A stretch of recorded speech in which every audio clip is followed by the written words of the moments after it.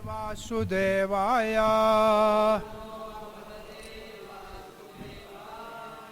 ओम नमो भगवते वासुदेवाय ओम नमो भगवते वासुदेवाय कृष्णाय वासुदेवाय देवकी नंदनाय च नंदगोपकुमाराय गोविंदाय नमो नमः। जय श्री कृष्ण चैतन्य प्रभु नित्यानंद श्री अद्वैत गदाधर शिवासदि गौर भक्त वृंद। हरे कृष्णा कृष्णा कृष्णा हरे हरे, हरे राम राम राम हरे हरे। हरे कृष्णा। श्री कृष्ण बलराम मंदिर इस्कॉन वृंदावन के भाग्यशाली भक्तों, भगवत गीता के भक्ति शास्त्रीय अध्ययन के अंतर्गत विश्व रूप दर्शन नाम 11वें अध्याय के 9वें श्लोक से संजय अर्जुन के विश्व रूप दर्शन का वर्णन कर रहा है। ये 31 श्लोक तक वर्णन चलेगा। संजय उवाच एवं मुक्त्वा ततो राजन् महायोगेश्वरो हरिः दर्श्यामास पार्थाय परमं रूपम ऐश्वरम। संजय ने कहा, हे राजन, एवं उक्त्वा, इस प्रकार भगवान ने कहा कि मैं आपको दिव्य दृष्टि देता हूँ। कृष्ण जो योगेश्वर है, हरि कृष्ण जो योगेश्वर है, अर्जुन को उन्होंने ततो पार्थ दर्श्यामास दिखाया। क्या दिखाया? परम रूपम ऐश्वरम, बड़ा ऐश्वर्य वाला परम रूप दिखाया।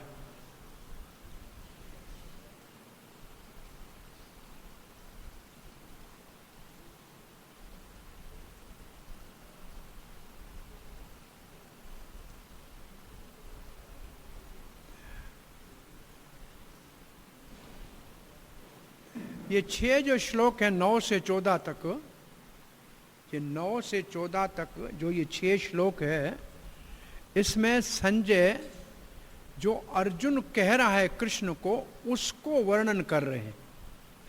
इसको ऐसे कह, कृष्ण को देख के अर्जुन बोल रहा है, लेकिन हमको संजय सुना रहे हैं कि अर्जुन कृष्ण को ऐसे कह रहे हैं।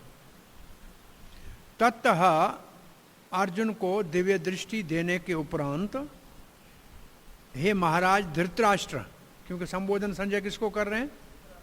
धृतराष्ट्र को। हे महाराज धृतराष्ट्र, योगेश्वर भगवान श्री हरि ने अपना ऐश्वर्य रूप अर्जुन को दिखाया। इसका तात्पर्य नहीं है ना? आइए 11वां 10वां और 11वां श्लोक पढ़ते हैं। अब ये बोल कौन रहा है? ये देख रहा है अर्जुन और कह रहा है कृष्ण को, वर्णन कर रहा है संजय धृतराष्ट्र को।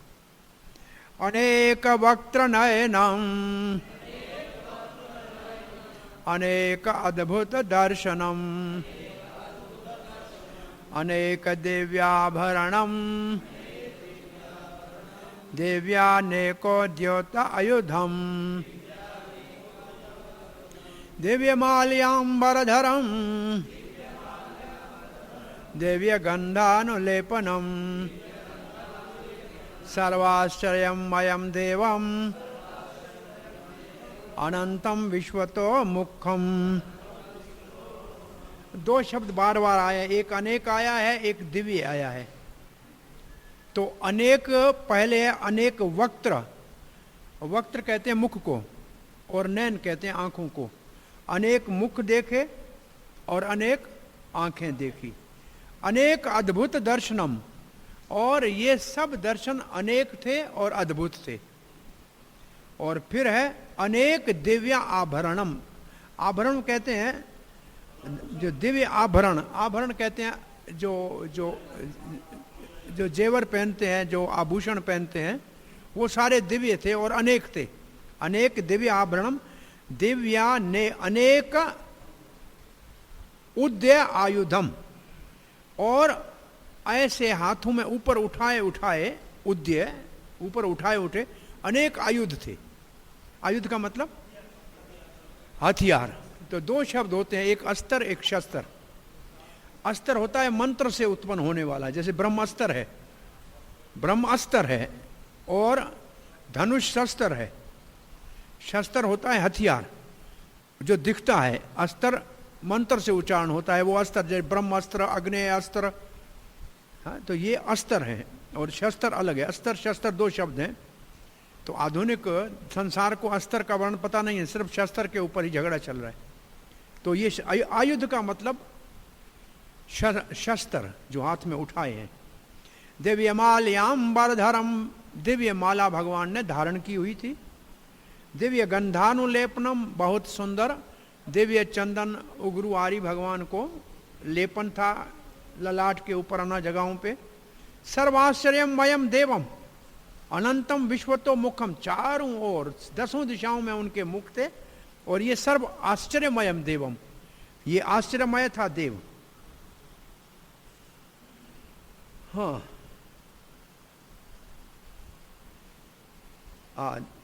माल्याम अंबर, माल्या और अंबर दो शब्द है। माल्या माला है, अंबर वस्त्र है। अंबर के जैसे पीतांबर, पीता अंबर, अंबर का मतलब वस्त्र, पीत मतलब पीला। तो माल्या के साथ अंबर है, दो चीजें हैं, माला पहनी हुई है, अंबर पहने हुए हैं, और बहुत सुंदर सुगंधित दिव्य माल्याम्बरधरम, दिव्य गंधानुलेपनम, और अनंत दिशाओं में भगवान के मुख हैं।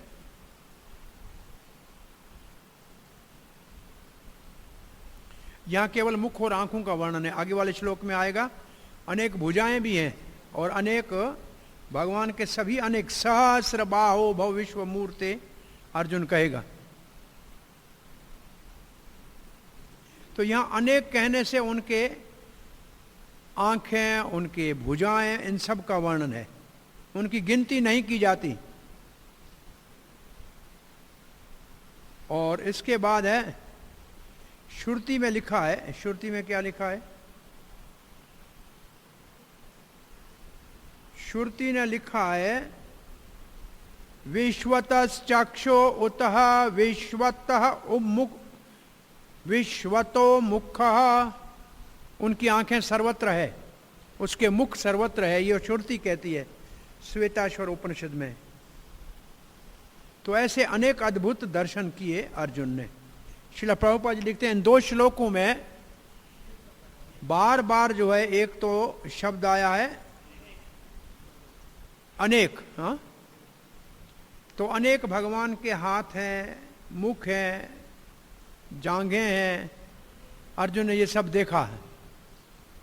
और ये कहाँ थे? ये सारे विश्व में विस्तृत थे, सब जगह विस्तृत थे, फैले हुए थे।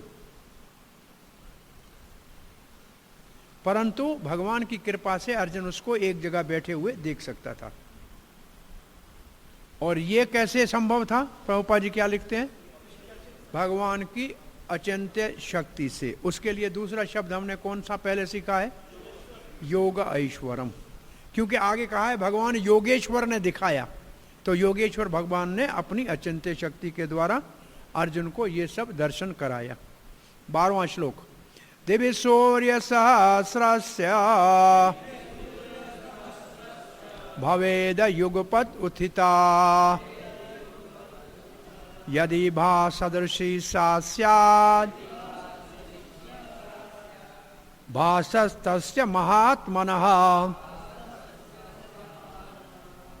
तो कहते यदि भा का मतलब प्रभा, प्रभा का मतलब प्रकाश। एक क्षेत्र है उसका नाम है प्रभास क्षेत्र, सुना है? सांदीपनि मुनि के लड़के को ढूंढने गए थे कृष्ण प्रभास क्षेत्र में। आज प्रभास क्षेत्र किस सोमनाथ प्रभास क्षेत्र में ही है, और उसके पास में कृष्ण की यदुवंश के संहार की लीला वहीं हुई है। यदुवंश संहार लीला वहाँ हुई है। त्रिवेणी तीर्थ वहाँ है। भगवान बलराम जी का पाताल में जाने का स्थान वहाँ है। उद्धव को जो भगवान ने उपदेश दिया है वो स्थान वहाँ है। और भगवान जहाँ से अपने धाम गए हैं वो बाउल तीर्थ भी वहाँ है। परंतु उसको प्रभास क्षेत्र इसलिए कहते हैं कि चंद्रमा को क्षय रोग का श्राप मिला था, तो वहाँ समुद्र में स्नान करके और शंकर जी का दर्शन करता है तो फिर उसको प्रकाश मिल जाता है, वापस चांदनी रातें आ जाती हैं। तो सोम मतलब चंद्रमा, नाथ जो सोमनाथ शंकर जी का नाम है वो चंद्रमा का नाथ है। वहाँ चंद्रमा जब स्नान करते हैं समुद्र में तो उनका जो अंधारियाँ रातें हैं ना, अंधेरा चला जाता है, फिर प्रकाश आने शुरू होता है, फिर 15 दिन में जाके नहाता है वहाँ। तो इसलिए उस क्षेत्र का नाम ही प्रभास क्षेत्र हो गया कि यहाँ चंद्रमा को प्रकाश पुनः प्राप्त हुआ। परंतु भगवान के इस दिव्य सूर्य, यहाँ क्या है, यदि अगर उस प्रकाश का वर्णन करना चाहें तो सूर्य सहस्र, हजारों सूर्य उगे एक समय। युगपद उत्थिता का मतलब एक समय हजारों सूर्य उग जाएं, इतना भगवान के अंदर से प्रकाश निकलना था। तो भगवान वैसे ही ब्रह्म ज्योति कितनी चमक वाली है, और ये विश्व रूप से इतना प्रकाश निकल रहा था मानो एक समय में 1000 सूर्य उदय हुए हैं। कहां दिख रहा था? दिवी का मतलब आकाश में, हाँ आकाश में दिख रहा था। सादृशी स्याद, ये जो भगवान का प्रकाश था, इस अद्भुत रूप का जो प्रकाश था, एक समय 1000 सूर्य उदय होके जितना प्रकाश करें वैसा ही था। भासस्तस्य महात्मन, उस महान भगवान के इस प्रकाश का वर्णन किया। इसलिए तो इस श्लोक में भगवान के प्रकाश ऐसे का वर्णन किया जिसकी किसी तुलना दी नहीं जा सकती, उसके साथ तुलना हो नहीं सकती है। 1000 सूर्य एक समय उगे हैं, ये संभव नहीं है। तो एक ऐसी तुलना है जो अनुपम है। अनुपम शब्द का क्या अर्थ है? जिसकी उपमा न दी जा सके, उसके समान और कोई नहीं हो, उसको अनुपम कहते हैं। भगवान अनुपम है। हाँ, परंतु यहां जो वर्णन किया है इसको कहते हैं उत्प्रेक्षा। क्या कहते हैं? उत्प्रेक्षा का अर्थ होता है किसी का रूपक बिठाना। असली चीज नहीं है, लेकिन ऐसी किसी चीज का वर्णन करना जिससे उसका अंदाजा लग जाए, उसका पता लग जाए, उसको कहते हैं उत्प्रेक्षाएं। उत्प्रेक्षाएं सामान्य लोगों को समझाने के लिए।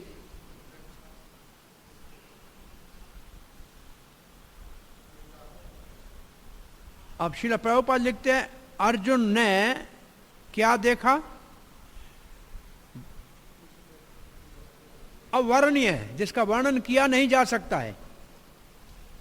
अर्जुन ने जो देखा उसका वर्णन नहीं किया जा सकता। अवर्णनीय के लिए क्या शब्द लिखा है?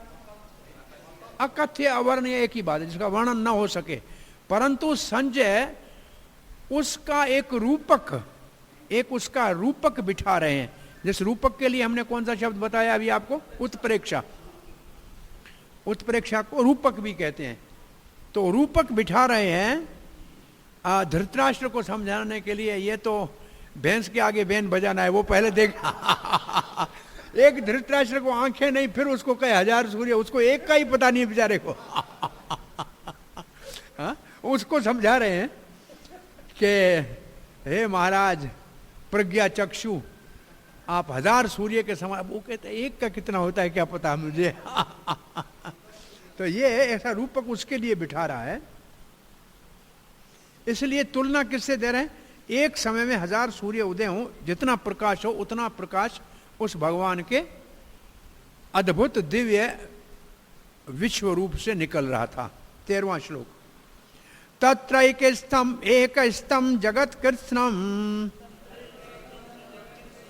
प्रभक्तम अनेकधा अपश्य देव देवस शरीरे पांडवस्तदा।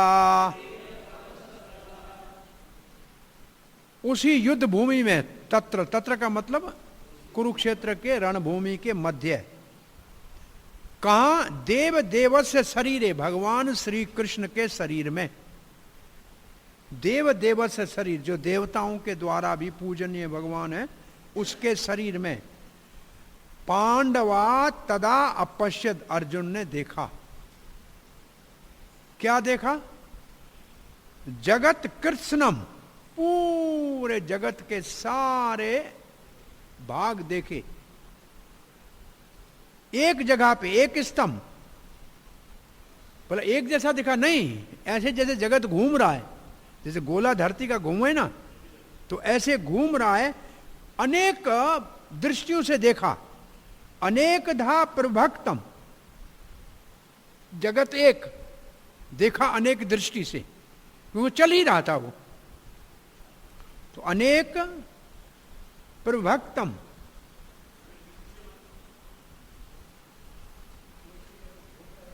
वो तो चल ही रहा था ऐसे जैसे घूमे, और उसको देख रहा था बार बार। वही जगत तो एक है, लेकिन नाना प्रकार से के सामने आ रहा था। चक्रवर्ती पाद कहते हैं तत् का अर्थ है उस युद्ध भूमि में, और देव दिवस का मतलब भगवान के शरीर में। पूरे शरीर को एक समय कोई गणना करके समझाए, ये संभव नहीं है। इसलिए अर्जुन ने एक समय में एक ही जगह देख, एक शरीर, विश्व का एक अंग विभाग देखा, फिर दूसरा विभाग देखा, क्योंकि प्रभक्तम एक स्तंभ,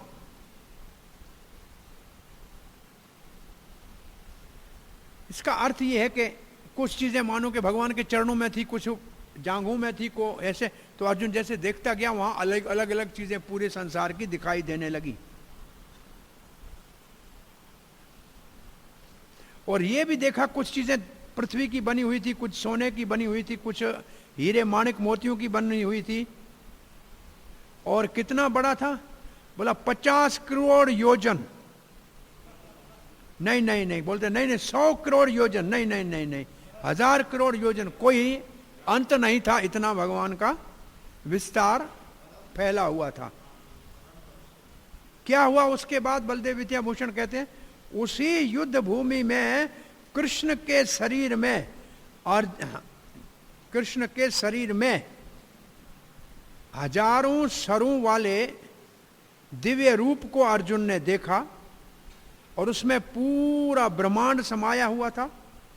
और प्रभु भक्तों का मतलब अनेक जगहों पे अलग अलग चीजें उन्होंने देखी, जैसे 7वें श्लोक में कहा है। 7वें श्लोक में क्या है देखो,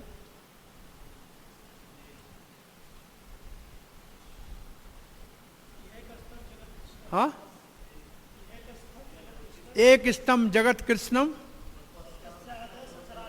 जो पहले देखा है वो, और जो नहीं देखा है वो भी देख लो, ऐसे ही है ना।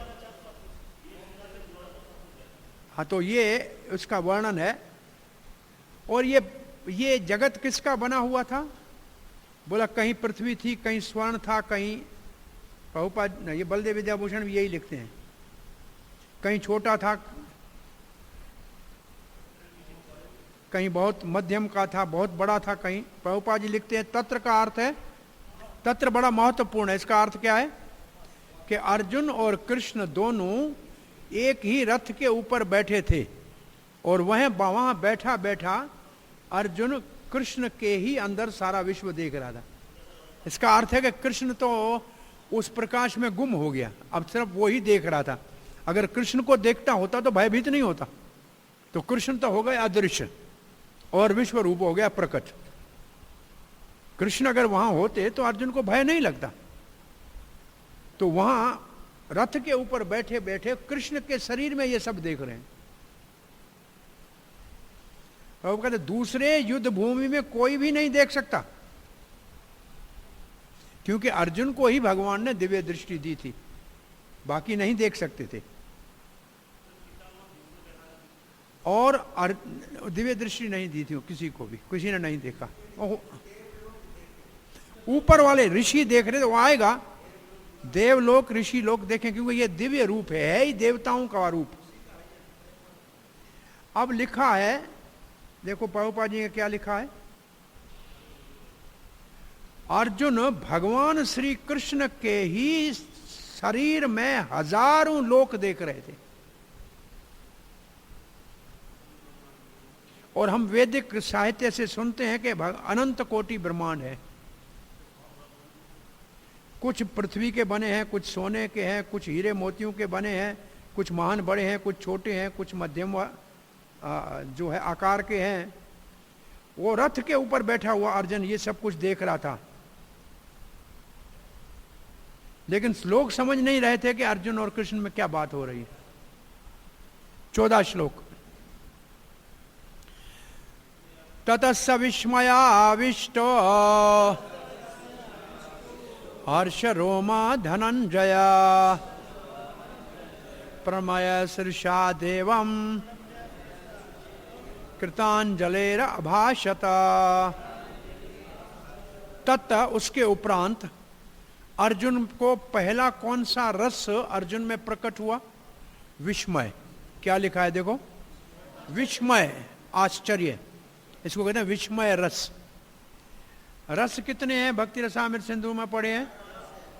उसमें से 5 है स्थाई और 7 है गौण। उन 7 में एक ये है।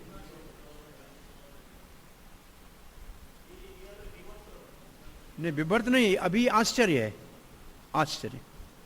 विस्मयाविष्टो, विस्मया अर्जुन के ऊपर आश्चर्य का आविष्ट हुआ। बोला कैसे पता लगा उसको आश्चर्य लगा? बोला हर्ष रोमा, वो रोमांच हो गया, अर्जुन को रोमांच हो गया।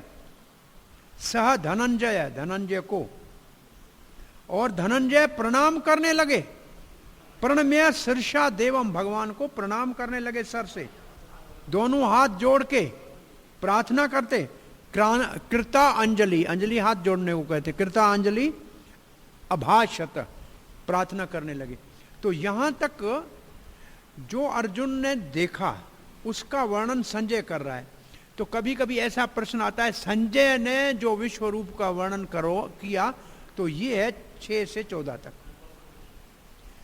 अब अर्जुन बोल, हाँ, अब इसके ऊपर अर्जुन जो कृष्ण को जानते थे उनको अब अद्भुत रस का अनुभूति हुई। अद्भुत रस, इसका नाम क्या है?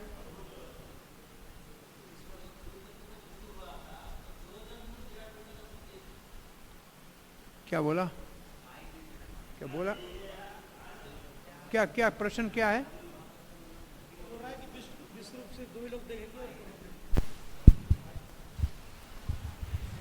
हरे कृष्णा। हाँ जी। ये कुरुक्षेत्र में जो महाभारत का युद्ध हुआ था, केवल ये 2 जन ही भगवान का विराट रूप देखने के लिए योग्य थे?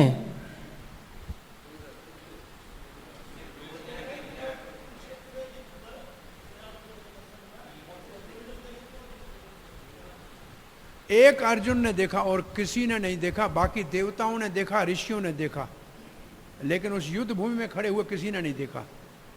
संजय ने देखा जिसने धृतराष्ट्र को सुनाया, और व्यास देव ने देखा जिसने लिखा, लेकिन युद्ध में खड़े हुए किसी ने नहीं देखा।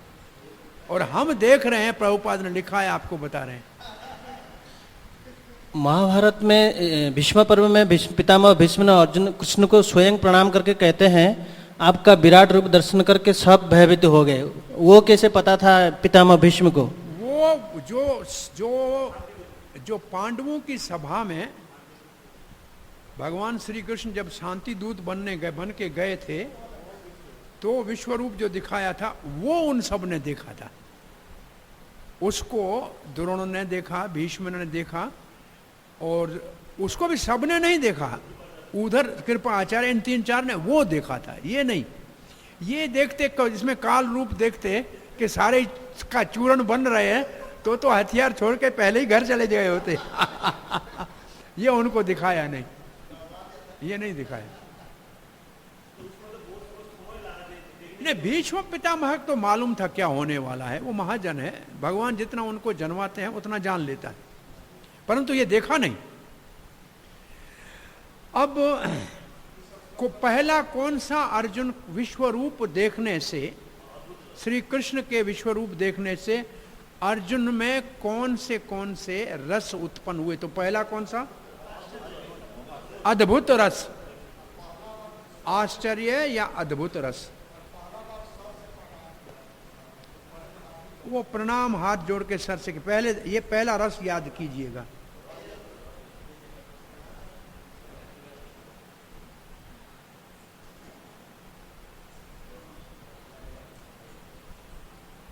और अर्जुन को यहां धनंजय कहा गया है,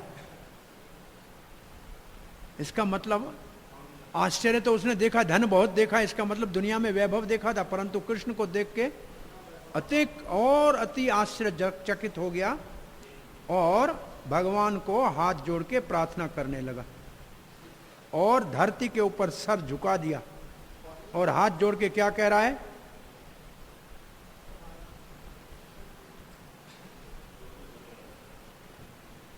अब देखो एक लाइन लिखी है बलदेव ने, उन्होंने अपने आंख बंद नहीं करे डर के मारे। अभी तो उसको आश्चर्य लगा है, डर आगे लगेगा जब काल देखेगा, तब दूसरा भाव आएगा। अब एक रस कैसे उत्पन्न होते हैं, रस कैसे उत्पन्न होता है? उसके लिए एक होता है आलंबन, एक आलंबन।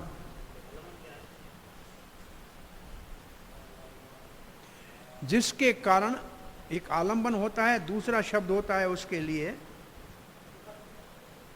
आलंबन, उद्दीपन। उद्दीपन, आलंबन का अर्थ है विषय, किस विषय के कारण रस उत्पन्न हुआ? तो कृष्ण को देख के रस उत्पन्न हुआ, तो विषय तो कृष्ण है।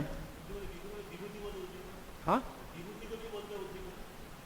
नहीं, उद्दीपन क्या कहते? उद्दीपन का अर्थ ये है कि हाँ, नहीं, जैसे मानो कि बच्चे का चप्पल देखें तो बच्चा याद आए, इसको उद्दीपन कहते हैं। जैसे भाई चांद निकला, चांदनी रात है, तो भगवान को रास का मन में उद्दीपन हुआ। उद्दीपन का मतलब कोई ऐसी चीज देखने से भाव और रस उत्पन्न हो, उसको उद्दीपन कहते हैं। आलंबन जो उसका विषय हो रस का, तो आलंबन जो है उसको विषय कहते हैं, जिससे रस उत्पन्न होता है। रस में 5 अंग होते हैं। रस, जो कोई रस होता है ना, उसमें 5 अंग होते हैं। सात्विक भाव, सात्विक भाव क्या होता है? जैसे रोमांच हुआ, ये सात्विक भाग है, हंसना नाचना ये सात्विक भाग है। दूसरा होता है अनुभाव,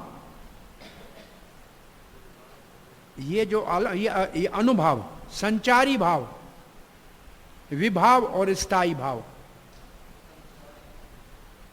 संचारी ये क्या है? जो आपने जहां छोड़ा है भक्ति रसामृत सिंधु, इसके दूसरे अध्याय में ये सब चीजें हैं।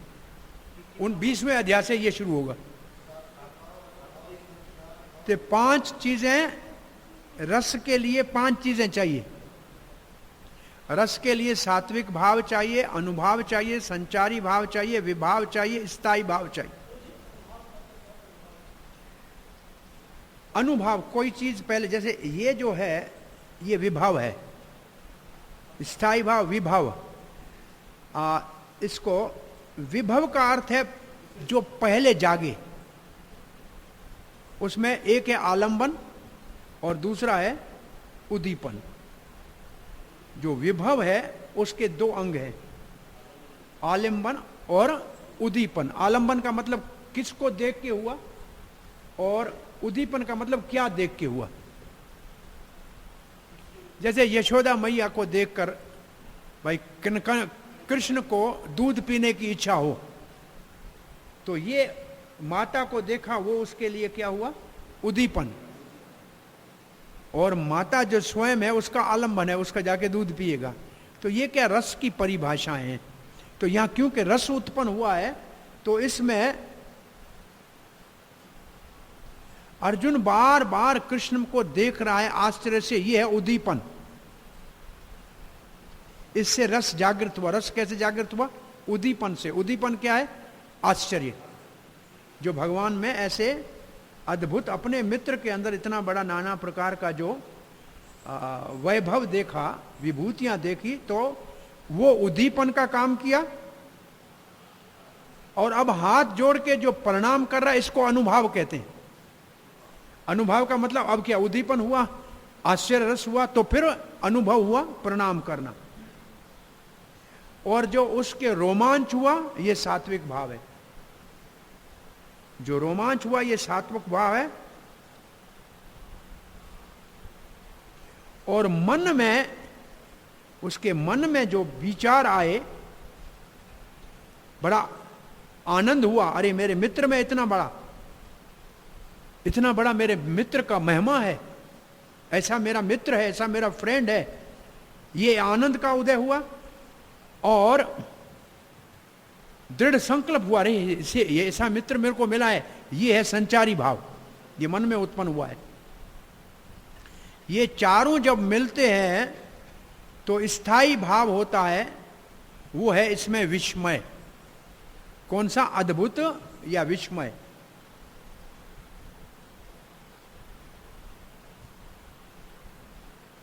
तो यहां विस्मय के भाव में उत्पन्न हुआ।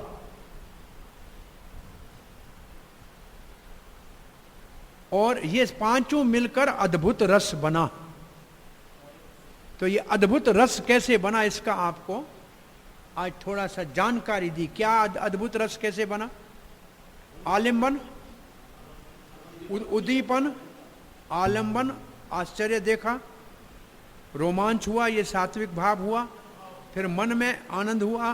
तो ये सब जो भाव इकट्ठे हुए, पांच, तो कौन सा स्थायी भाव हो गया? अद्भुत रस का रस उत्पन्न। तो रस के, अब एक बात आज याद करें अपनी जानकारी के लिए, रस कैसे उत्पन्न होता है?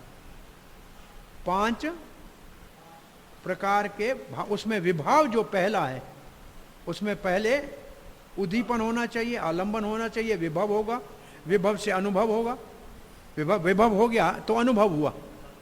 तो दूसरा भाव जो दूसरा आया ना, विभव से क्या देखा उसने? अनुभव हुआ। हाथ जोड़ लिए, उसको देख के, अनु का मतलब उसको देखकर, उसके अंदर जो भाव उदय, प्रणाम किया आश्चर्य देखकर, फिर रोमांच हुआ, फिर मन में विचार आया। अब प्रभुपाद जी क्या लिखते हैं कि भगवान की दिव्य दृष्टि के द्वारा दिव्य दर्शन को करके अर्जुन और कृष्ण के बीच में जो पहले भाव था वो तत्काल ही बदल गया। तो पहले कौन सा भाव था जो बदल गया?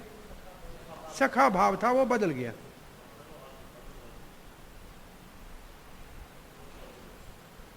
पहले दोनों प्रभुपाद क्या, उनका पहले स्थायी भाव है सखा, परंतु यहां अर्जुन ने भगवान को प्रणाम किया हाथ जोड़कर। भगवान के विश्व रूप की महिमा गा रहा है अर्जुन, प्रार्थना कर रहा है। क्यों कर रहा है? क्योंकि अर्जुन के अंदर अद्भुत आश्चर्य के रस का उदय हुआ।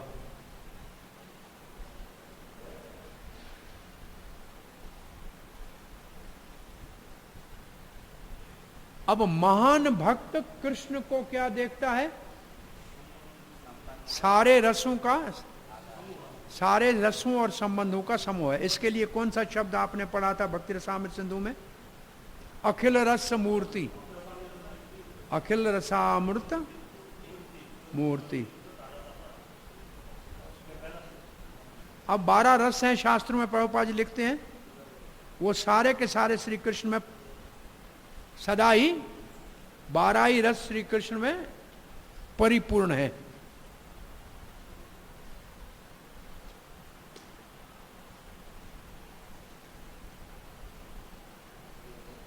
ये कहा जाता है कि भगवान संबंधों का सागर है।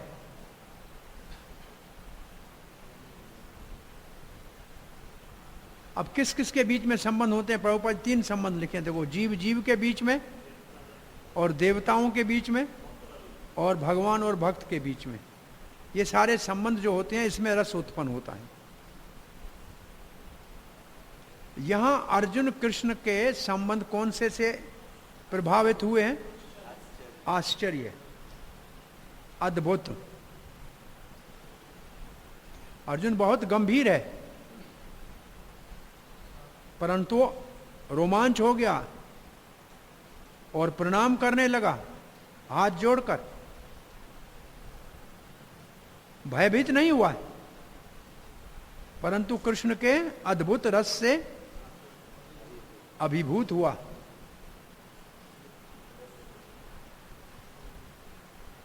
तो तत्काल में क्या हुआ है? अद्भुत रस। जो कृष्ण अर्जुन का सखा रस है, उसमें ये अद्भुत रस का उदय हुआ है। तो इसका अर्थ है जो पहले 5 रस हैं वो तो पहले होते हैं, उसमें ये 7 और रंग डाल के प्रकट होते हैं। ये आपके परीक्षा के में नहीं, रस नहीं आएगा, परंतु इस रस की परिभाषा आपको समझ, रस उत्पन्न कैसे होता है। अब हम 15वां श्लोक पढ़ने जा रहे हैं। यहां से अर्जुन विश्व रूप का वर्णन कर रहा है। वो था संजय का, पहले था श्री कृष्ण का। 5 से 8 कृष्ण है और 9 से 14 संजय है, और अब श्री कृष्ण, अब संजय बोल रहा है, अब अर्जुन बोल रहा है। अर्जुन वाचा पश्यामि देवांस्तव देवदेहे सर्वांस्तथा भूत विशेष संघा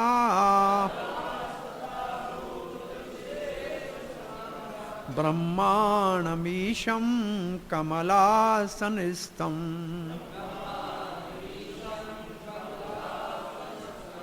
ऋषिं च सर्वान् औरगांश्च देव्या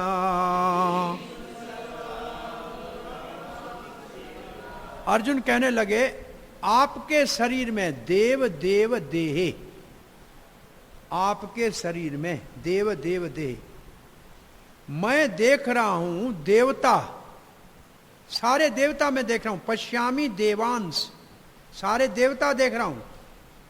और क्या देख रहे हो? सर्वांश तथा भूत विशेष संघाम, सारे प्राणियों का समूह देख रहा हूं, सारे जीवों का समूह देख रहा हूं। और मैं ब्रह्मा जी को भी देख रहा हूं, ब्रह्मांडम। और किसको देख रहे हैं? विष्णु को देख रहा हूं, जो ब्रह्मा कहां बैठा है? ब्रह्मांडम, ब्रह्मा को देख रहा हूं। विष्णु हुए जो ब्रह्मा के साथ कमल के ऊपर बैठे हैं। ईशम कमलासन स्तंभ, ईशम जो है ये विष्णु के लिए है। हाँ, अच्छा, यहां विष्णु लिखा है इन्होंने। और ऋषिंश्च सर्व, और सारे ऋषि। और कौन है?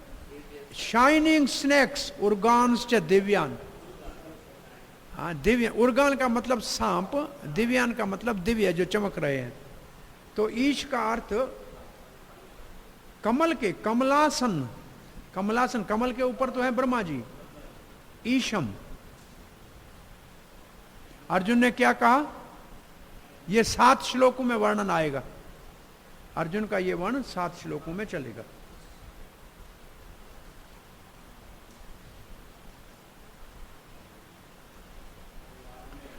मैं सारे जूनियों में उत्पन्न होने वाले जीवों को देख रहा हूं, भूत विशेष। ब्रह्मा जी को देख रहा हूं, चतुर्मुखी को। विष्णु अंतर्यामी को देख रहा हूं। ब्रह्मा जी कमल के ऊपर है, जो गर्भोदक्षाई विष्णु है उसको देख रहा हूं, ईश को। अब इसका अर्थ क्या? ये क्यों लिख रहे हैं बलदेव विद्या? ब्रह्मा कहां देख रहे हो? बोला नीचे विष्णु, विष्णु की नाभि से निकला कमल, और कमल का डंडा, उसके ऊपर कमल, उसके ऊपर विष्णु, ब्रह्मा को देख रहा हूं। तो ब्रह्मा देख रहा हूं, डंडा देख रहा हूं, और गर्भोदक्षाई विष्णु भी देख रहा हूं। और मैं वासुकी नाग, ये जो है वासुकी को देख रहा हूं। श्रील प्रभुपाद लिखते हैं जगत की सब चीजों को अर्जुन देख रहा है, इसलिए वो ब्रह्मा जी को देख रहा है जो पहला ही सृष्टि में उत्पन्न जीव है, और दिव्य सर्पों को देख रहे हैं। अब देखो गर्भोदक्षाय विष्णु यहां प्रभुपाद ने लिखा है, तो है गर्भोदक्षाय विष्णु ही उसको देख रहे हैं। पर ईच को शंकर भी कहते हैं, दोनों बातें। तो गर्भोदक्षाय कहां रहते हैं? गर्भ सागर में। वो तो पाताल से भी नीचे है। ऐसे क्यों? भगवान है सबसे नीचे क्यों? उसी से तो पाताल लोक निकलता है जो सबसे नीचे है, उसके बाद सब लोग है ऊपर, तो नीचे भगवान।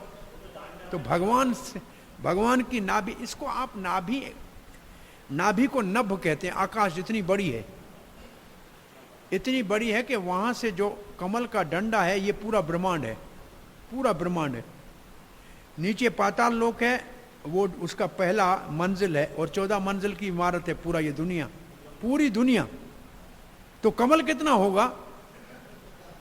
इससे भी बहुत बड़ा होगा। एक बार हम कहा कुंभ मेले में ये विचार कर रहे थे, 2 बूंदें अमृत की गिरी तो कितनी जगह पे गिरी होगी? तो बोला जब देवताओं के हाथ के कलश से गिरी हो, कम से कम 1 किलोमीटर में तो होगी, तो बूंद भी उनकी इतनी छोटी नहीं होगी। तो इसलिए जो वो पूरा क्षेत्र है त्रिवेणी संगम में, कहीं भी स्नान करो अमृत वहां है। ऐसे नहीं है कोई हमारी जैसा कतरा होगा, तो वो देवताओं का कतरा है। तो ऐसे ये जो ब्रह्मांड पूरे का पूरा है, ये सारा गर्भोदक्षाय विष्णु के ऊपर ही टिका हुआ, उससे निकला है, उसी में समा जाएगा, फिर सभी उसमें वापस चला जाएगा। प्रलय के समय सब कहां जाते हैं? ब्रह्मा समेत सभी सारे के सारे गर्भोदक्षाय विष्णु के उधर में चले जाते। और प्रभुपाद जी लिखते हैं और उर्गांश दिव्यान, उर्ग कौन सा है? वासुकी। और भी दूसरों को ही वासुकी कहते हैं। तो आपने वासुकी एक मुख वाला है सर्प, ये भी भगवान की विभूति अलग भी आया है। इस वासुकी को आपने कहां पढ़ा है? कहां सेवा, कहां वासुकी ने की है? कहां सेवा में लगा है? समुद्र मंथन में वासुकी को लाए थे, कहा कि तुम्हारे को रस्सी बनाएंगे।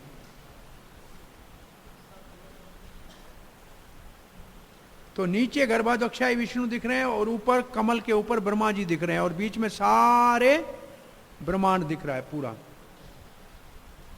इसका मतलब आज से अंत तक सब कुछ अर्जुन ने देखा, एक जगह रथ के ऊपर बैठे हुए। ये सब श्री कृष्ण की कृपा से संभव था। तो अर्जुन ने सारी सृष्टि को देखा, गर्भोदक्षाय विष्णु नीचे वहां से लेके ब्रह्मा सत्य लोक तक सब कुछ देखा, एक जगह बैठे हुए। 16 अनेक बाहोद्र वक्त्र नेत्रम पश्यामि त्वां सर्वत्वानन्तरूपम्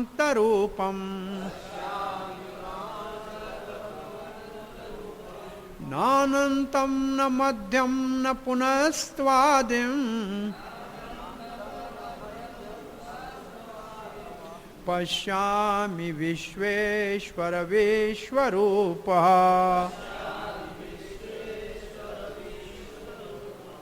पश्यामि त्वाम सर्वत्रो, मैं आपको सब सर्वत्र देख रहा हूं, अर्जुन कह रहा है। क्या देख रहे हो? भगवान पूछते हैं। अनंत रूपम, जिसका कोई अंत नहीं है, अनंत रूप को देख रहा हूं। मतलब क्या है उसमें? उसमें अनेक बाहु उद्र वक्त्र नेत्र। अनेक मतलब ज्यादा, बाहु का मतलब हाथ, और उद्र का मतलब पेट, वक्त का मतलब मुख, नेत्र का मतलब आंखें। हे विश्वेश्वर, हे विश्व के ईश्वर, ये आपका विश्व रूप मैं देख रहा हूं। विश्व रूप न पश्यामि, क्या नहीं देख रहे हो? बोला न आदि न अंत न मध्य, कहां से शुरू होता है कहां खत्म होगा, कहां बीच है पता नहीं लगता है। ये तो सारे का सारा सर्वत्र देख रहा हूं। अब कहां देखूं, कहां है? चारों ओर से आप ही हो।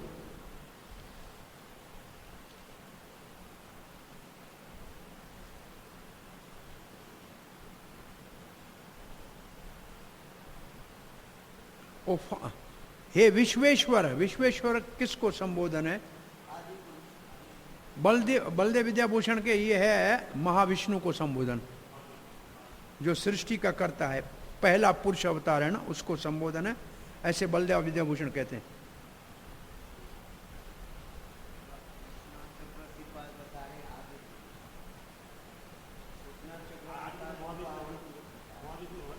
वही आदि, वही चारों पुरुषों में आदि वो है, तीनों में से वो पहला है।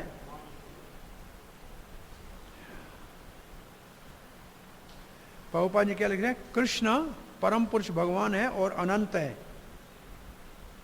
इसलिए उसके द्वारा सब कुछ देखा जा सकता है। आगे क्या आ रहा है देखिए, किरीटिनम गदिनम चक्रिणम च तेजो राशिम सर्वतो दीपतिमांतम पश्यामि त्वां दुर्निरीक्षं समन्ता दीपता नलारक द्योतम अपरमेयम। पश्यामि त्वाम, आपको देख रहा हूं।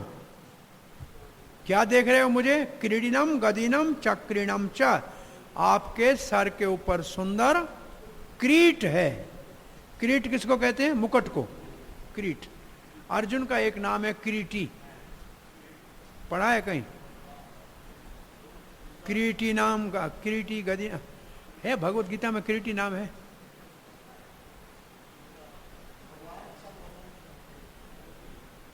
अर्जुन का नाम क्रीटी क्यों है? आप अर्जुन के मुख्य 8 नाम है, कितने हैं? अर्जुन के कुछ मुख्य नाम है, 6 के 8 कहते हैं। 8 है कितने? अच्छा हाँ, 8 नाम है। 8 नाम में एक किरीटी है, एक सव्यसाची है। किरीटी का अर्थ है अर्जुन का जो मुकुट था, वो मुकुट इंद्र ने आधे आसन के ऊपर आप अपने साथ बिठा के और दिया था। तो अर्जुन का मुकुट सामान्य संसार का नहीं है, इसके उसके लिए नाम ही हो गया किरीटी।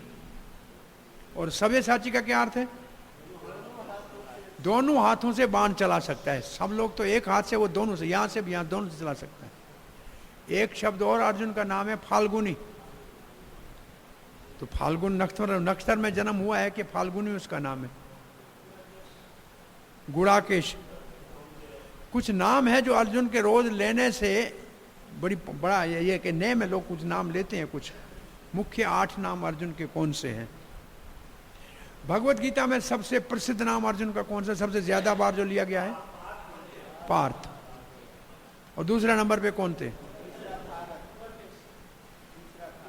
तीसरा भारत तीसरा है। गिनती करके देख लेना। हाँ, मुख्य पार्थ है, इसलिए भगवान का नाम ही पार्थ सारथी हो गया। तो मैं आपको देख रहा हूं, मुकुट पहना हुआ है, गदा हाथ में लिया है, चक्र लिया हुआ है।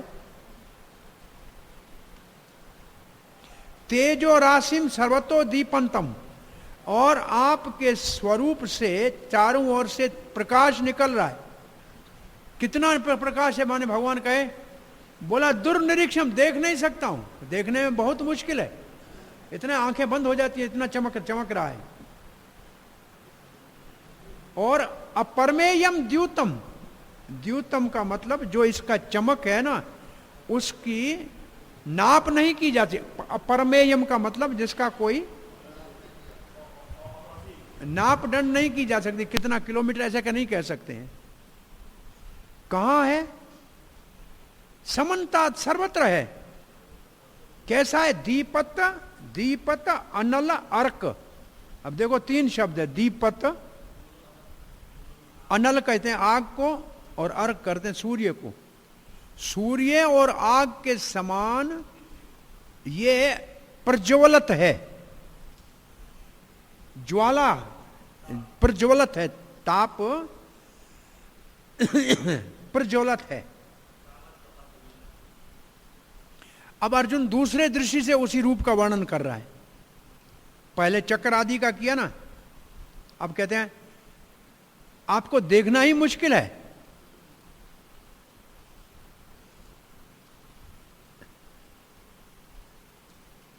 मैं इसलिए देख पा रहा हूं कि आपने मुझे दिव्य दृष्टि दी है,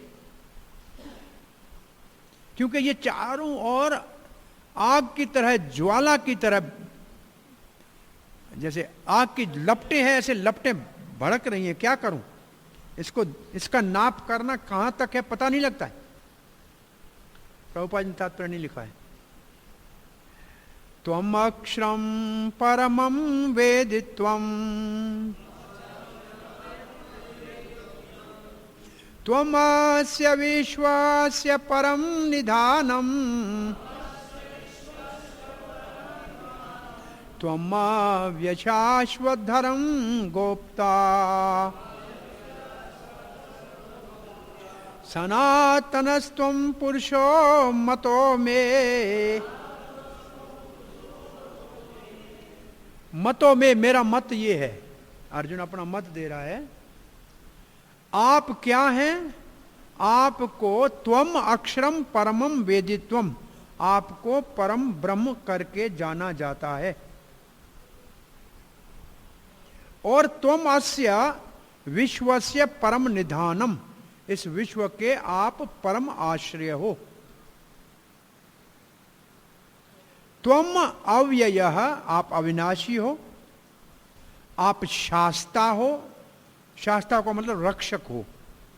और धर्म गोप्ता, और धर्म के आप अविनाशी सनातन धर्म के रक्षक हो। गोप्ता का मतलब रक्षक। आप अविनाशी हो और सनातन धर्म के रक्षक हो। धर्म, शाश्वत धर्म मतलब सनातन धर्म, शाश्वत मतलब सदा रहने वाला, उसके रक्षक हो।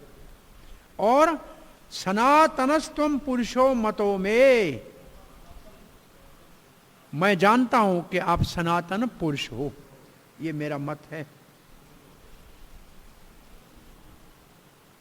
आपके इस विश्व रूप के तेज को देखकर मैं अब पूर्ण रूप से प्रभावित हो गया हूं। ये इस श्लोक का भाव है। आप जाने जाते हो वेदित्वम, जैसे वेदों में वर्णन है, अत्परायया तद अक्षरम अधिगम्य यद अधीश अदृश्यम। उत्तम ज्ञान वो है जिसके द्वारा अविनाशी ब्रह्म का अनुभूति की जाए, जिसको देखा नहीं जा सकता। ये मुंडक उपनिषद है। तो वेदों ने जो कहा है कि आप परम ब्रह्म हो, अब मैं इसका, मेरे को विश्वास हो गया। आप परम अक्षर हो, आप निधान हो, आप अविनाशी हो, आप धर्म के गोप्ता हो, धर्म के रक्षक हो, आप ही सनातन पुरुष हो। जैसे वेदों में लिखा है, सकारणम कारणाधिपाधिपो न चास्य कश्चित जानिता न चाधिपः। वो सब का स्वामी है, सब इंद्रियों का, वो सब की सृष्टि करता है, उनकी कोई नहीं करता है। प्रभुपाद जी का तात्पर्य नहीं है। 19वां श्लोक, अनादिमध्यांतमनंत वीर्यम अनंत बाहुम शशि सूर्य नेत्रम पश्यामि त्वां दीप्तिहुतास वक्त्रम स्वतेजसा विश्वम इदं तपन्तम। मैं देख रहा हूं कि न आपका आद है, न अध है, अंत है, न मध्य है, और अनंत वीर्य है आपका, अनंत शक्ति संपन्न है आप, अनंत बाहों, आपके हजारों भुजाएं हैं, और सूर्य और चंद्रमा आपके नेत्र हैं, और आपके मुख से ज्वाला निकल रही है। दीपित हुताश वक्त्रम, आपके मुख से ज्वाला निकल रही है। कर क्या रही है? स्वतेजसा विषम इदम तपंतन, ये पूरे विश्व को तपा रही है, जला रही है।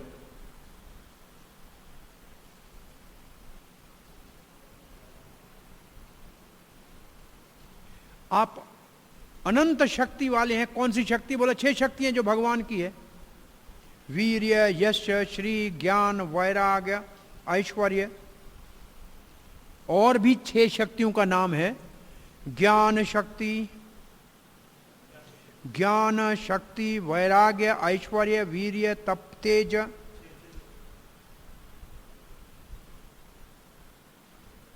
आपके अनंत भुजाएं हैं, आपके आंखें चांद और सूर्य के समान। आपकी आंखें चांद की समान शीतल हैं, आनंद देती हैं। किसको? देवताओं को, जो आपके आज्ञाकारी हैं।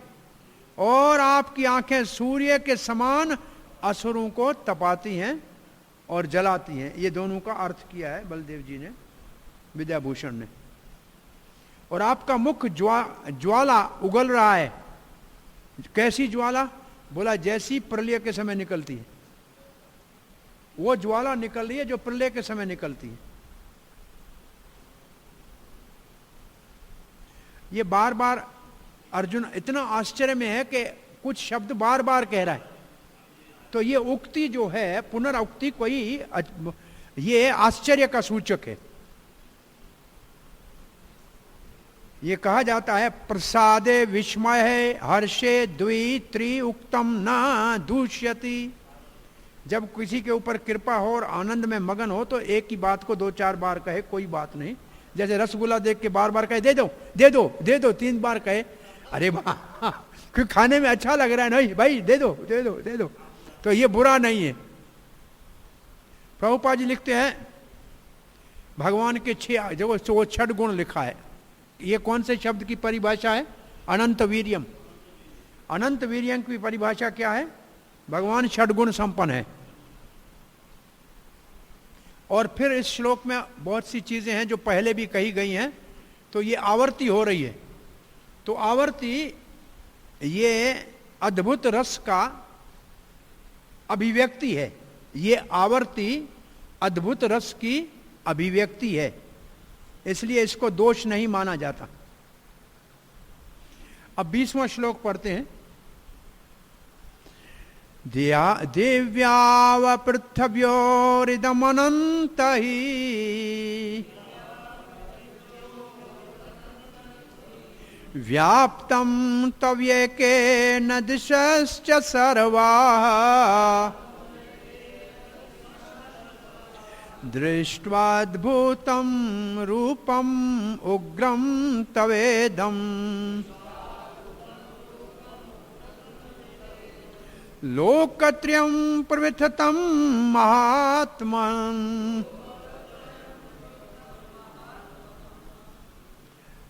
दिव्य आ पृथ्वी और, इसका मतलब जो स्वर्ग और पृथ्वी के बीच में जो भी है, दिव्या आ पृथ्वो इदम अनंतरम, दोनों के बीच में जो है, दिशश्च सर्वा, और सब दिशाओं में, 10 दिशाओं में क्या है?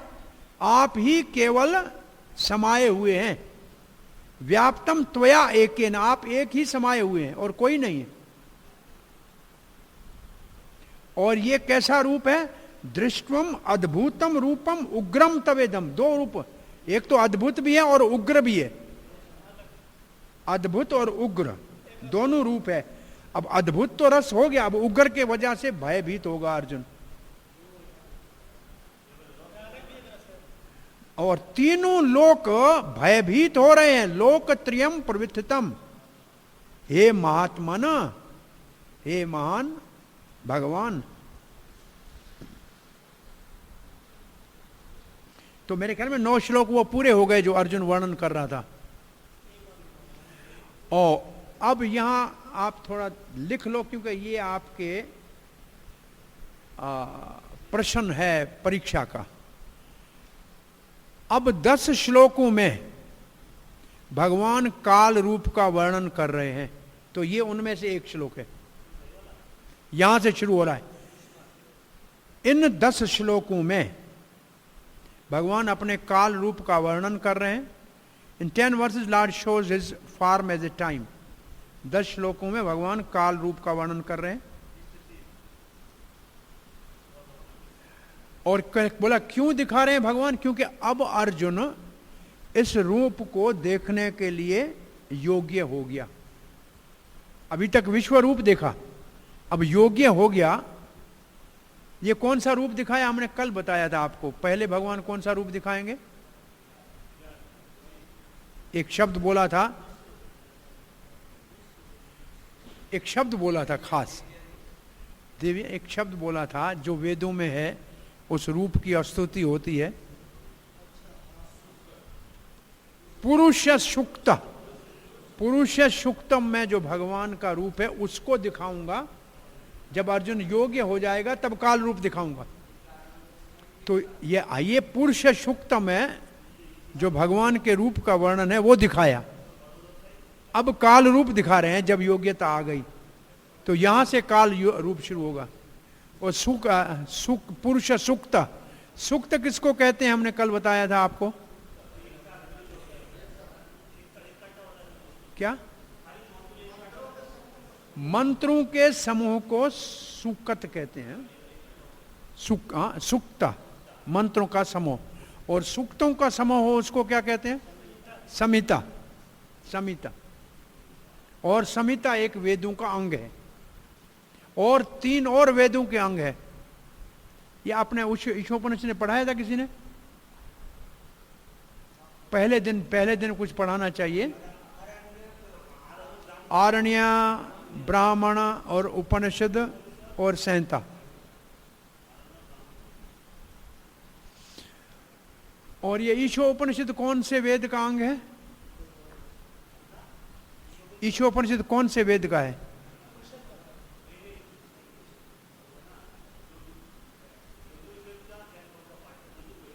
यजुर्वेद का है, शुक्ल यजुर्वेद का।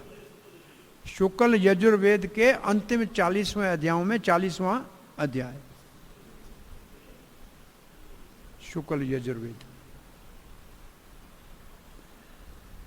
तो यहां से 10 श्लोकों में, अब जो 10 श्लोक आएंगे उसमें काल रूप का वर्णन है।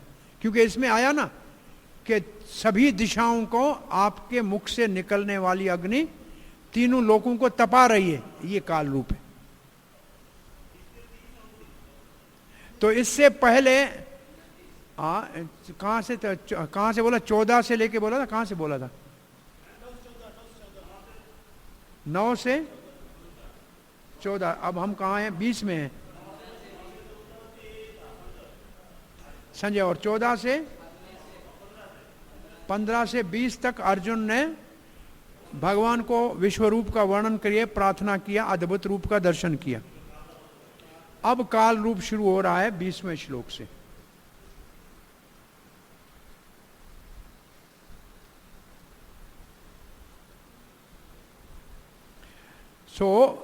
पृथ्वी और स्वर्ग के बीच में सभी दिशाओं में केवल आप ही समाये हुए हैं, और आपका ये भयानक रूप, अद्भुत रूप, अनंत रूप तीनों लोगों को तपा रहा है और भयभीत कर रहा है। हे महात्मन, तीनों लोगों को आप ढक रहे हैं सब प्रकार से। आप आधार हैं परंतु सबको ढक रहे हैं।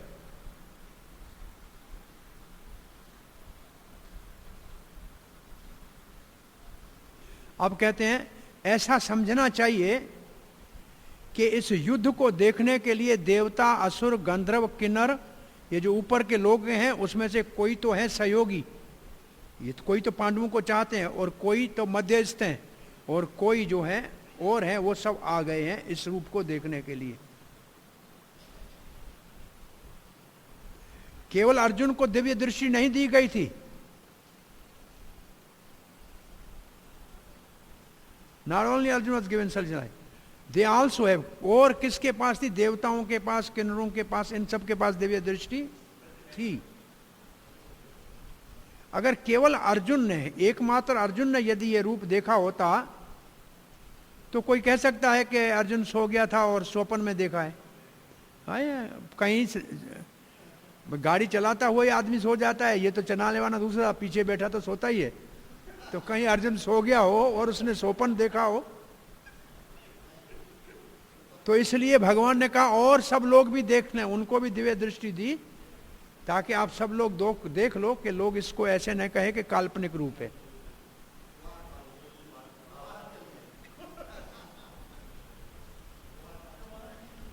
भगवान चाहते थे कि बहुत सारे अर्जुन के इस विश्व रूप के दर्शन के साक्षी हों। तो ये कहां लिखेंगे आप, ये आप देख लीजिए। प्रभुपाद जी क्या लिखते हैं,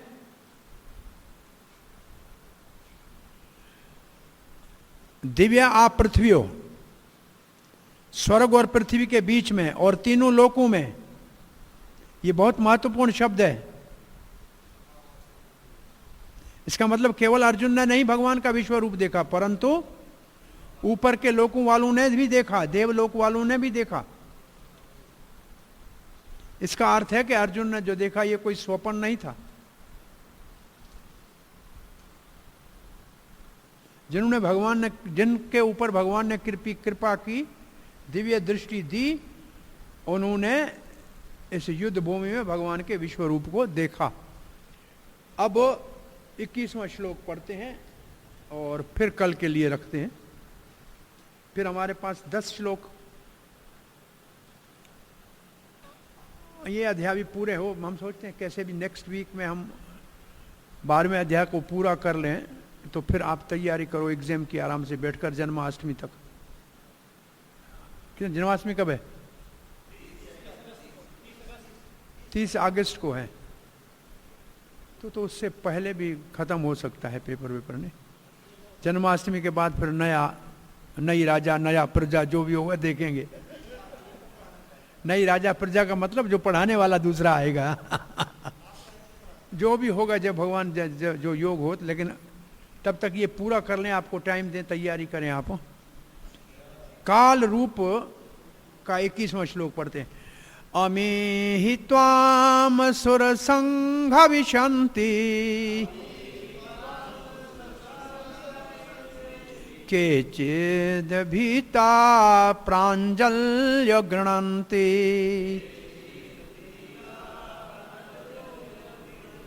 स्वस्तीति उक्ता महर्षि सिद्ध संगाः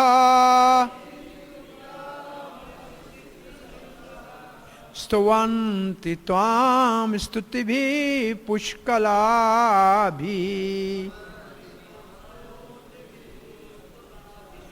अमी ही त्वाम सुर संघा विशन्ति, बड़े बड़े देवताओं के समूह आपका शरण ले रहे हैं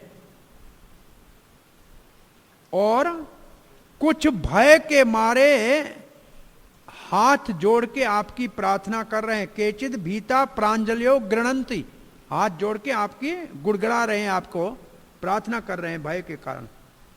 और स्वस्ति इति उक्ता, और ऋषि जो हैं वो कह रहे हैं स्वस्ति हो, स्वस्ति हो, शांति हो, शांति हो, कह रहे चारों ओर हाहाकार हो रहा है। महर्षि सिद्ध संगा, जो महर्षि और सिद्ध है वो स्वस्ति वाचन कर रहे हैं और प्रार्थना कर रहे हैं। स्तुवन्ति त्वाम, आपकी प्रार्थना कर रहे हैं। किससे? स्तुति भी पुष्कला भी, बहुत सुंदर श्लोकों से।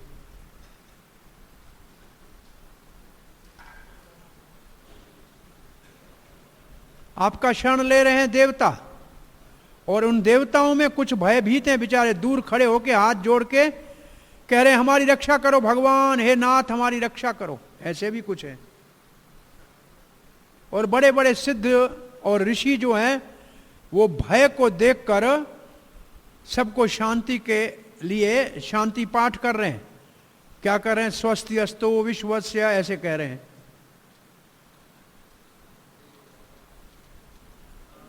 देवता जो ऊपर के लोकों में हैं उन्होंने भगवान के इस भयानक रूप को देखा और उनसे जो चमक निकल रही थी, इसलिए वो सब रक्षा के लिए प्रार्थना कर रहे थे। प्रभुपाद जी इतना ही लिखते हैं।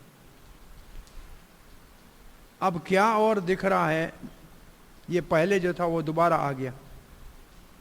रुद्रादित्यवश्वचये साध्या विश्वे अश्विनो मरुतस्य शम्पाश्च गंधर्व यक्षासुर सिद्ध संघा वीक्षन्ते त्वां विस्मिताश्च चैव सर्वे। रुद्र, आदित्य, वसु, साध्य, साध्य भी एक देवताओं का वर्ग है, और विश्व, अश्विनो, मरुत, पित्र, ये भी देवताओं से नीचे स्तर के हैं। गंधर्व, यक्ष, असुर, सिद्ध, ये सारे के सारे आपकी ओर आश्चर्य से देख रहे हैं। आपके इस रूप को ये सब आश्चर्य से देख रहे हैं। आश्चर्य शब्द है ना।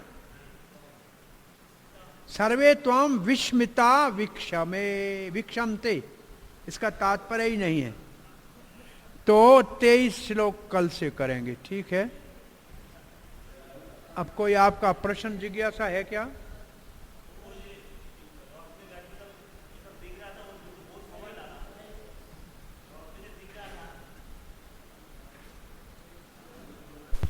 हरे कृष्ण, हरे कृष्ण। वो जी जे अर्जुन रथ पर बैठ के जो विश्व दर्शन करते बहुत समय लगा होगा, तो उस समय कितना समय लगाना, क्या ऐसे कुछ? कहते हैं पूरी गीता तो भगवान ने बताई 45 मिनट में, उसके बीच में ये दर्शन भी हो गया, क्योंकि ये तो 10वें अध्याय के बाद दिखाई है। ये झलक ऐसे है, उसमें सब कुछ देख लिया। ये इसका कितने समय में अर्जुन ने इसको देखा।